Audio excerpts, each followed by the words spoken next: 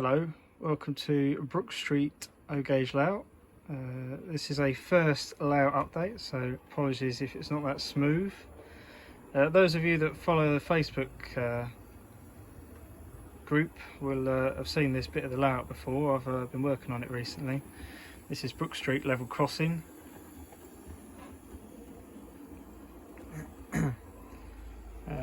Built it up using a couple of sheets of cork with some fine sand glued on top and then spray painted grey, and I think it looks quite nice. I've also done the middle section, the 6 foot bit, which slots in there quite nicely, but I didn't quite realise that it does actually protrude above the height of the rail. I mean, that bit's bowed slightly, but it does protrude above the rail ever so slightly, which isn't a problem for most of the rolling stock, but something like the Hatton's wall wells, it scrapes across the top, and it's not very good really. So I'm having a rethink about that. I've got these McDonald's coffee sticks, so I'm thinking I might cut these into smaller sections and stagger them across in the 4 foot and 6 foot areas, paint them brown, and they can just be a timber crossing, which isn't too bad. Just another shot of the terrier coming around here.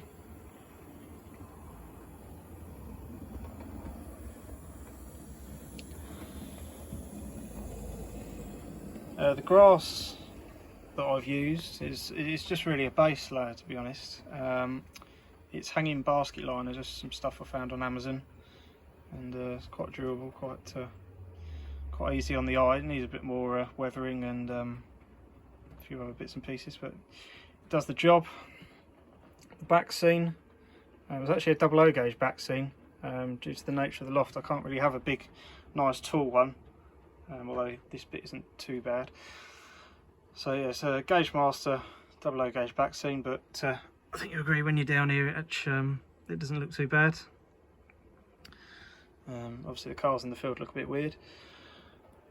Signals, Dapol O-gauge semaphore signals working, nice and easy to fit.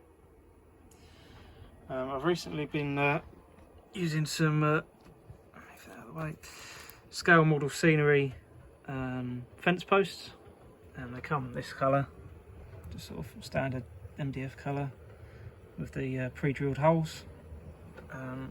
So I've fitted, you can just about make out there, I've fitted some fishing wire and sprayed it brown. Might be able to make out the clear colour that it comes there. But I think it looks better brown.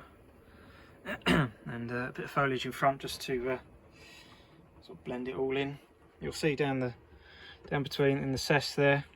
I'm going to backfill that with ballast, and then put a bit more foliage the other side of the fence just to finish it off.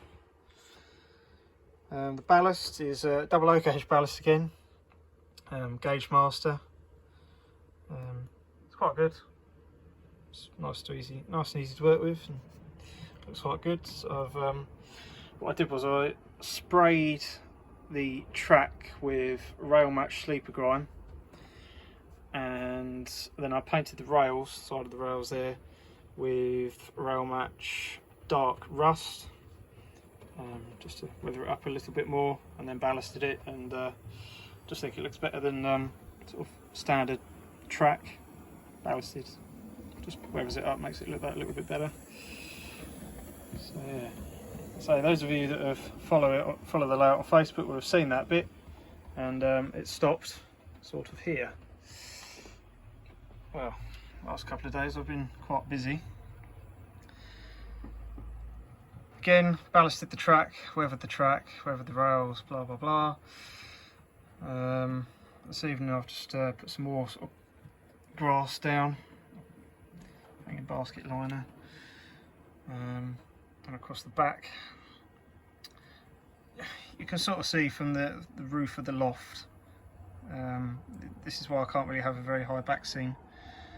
I did think about going right over into the corner there, but I think a back scene needs to stand pretty vertical to give that the best illusion possible. So where that bit of cardboard is by the auto train up there is roughly the back of where the layout's going to be. So it's brought in about 5-6 inches from the back of the baseboard, which isn't too bad. And this side of the layout, I didn't have any intentions to put any track over there anyway. It was merely scenery, so I haven't lost anything this side. You'll see in a minute I have had to put an extra siding in here just to store some wagons, because I did lose a siding on the back of the layout over the other side because of the back seam.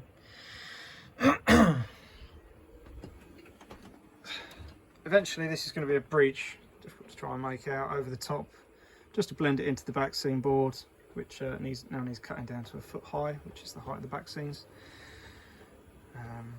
It be held up by wood in the end, not Heineken. Good yard, bought that off eBay. It's a nice model, just needs a bit of TLC, but houses the wagons quite nicely. Quite pleased with this Terrier. It's quite a new model, or new to the layout I should say. It's a good little runner. I've ordered some cold go in the bunker, whatever reason Dapol decided not to put any in. They got it right with the 1400 though. Good, another cracking little model. Bought these little van bodies.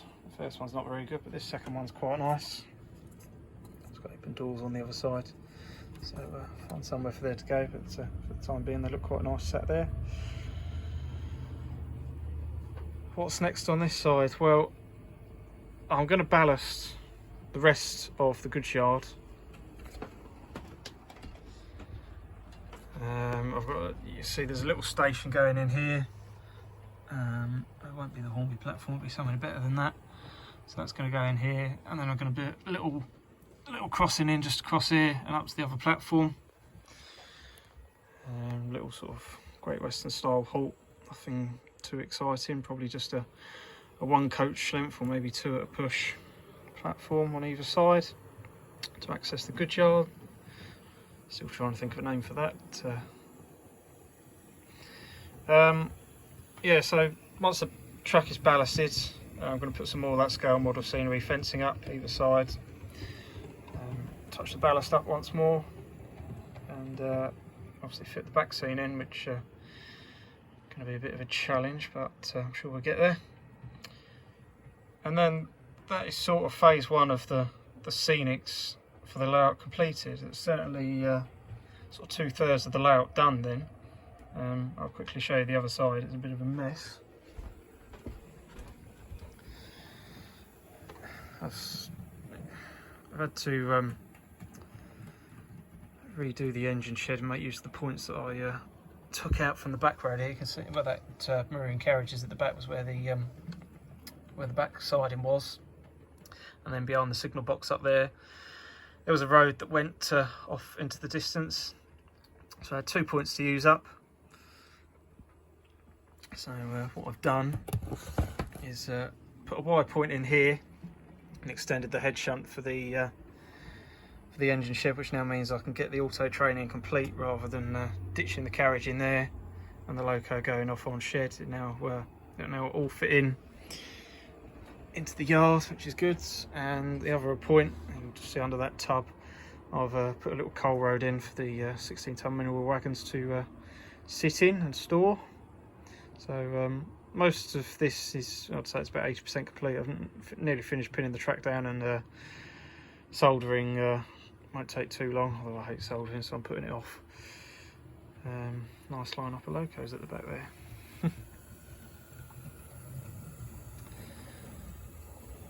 So yeah, I'll say the layout's sort of phase 1 is 60%, 80% complete rather.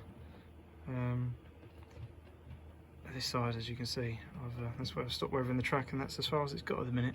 If you want to see more updates and videos and content and whatever else, then please follow my YouTube channel as well as the Brook Street O-Gauge Loft in the Layout Facebook page.